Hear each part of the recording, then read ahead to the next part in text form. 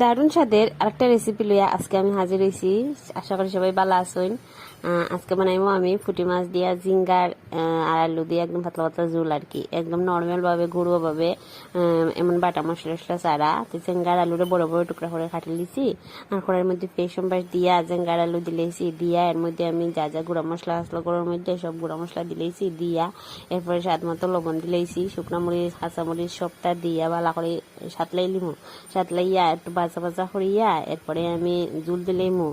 আর joule যখন বলহা উঠে যাব তখন এর মধ্যে আমি বাজা পুঁটি মাছটা দিলেইমু, দিয়া বাজ তরকারি লামাইলুমু। একদম ইজি রান্না করা।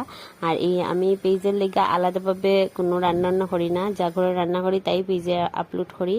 আর নতুন নতুন স্টার সেট আপ পাইছি আমি, তো স্টার সেট আপ করছি। তো আশা করি সবাই আমার স্টার দিয়া সাপোর্ট করবা।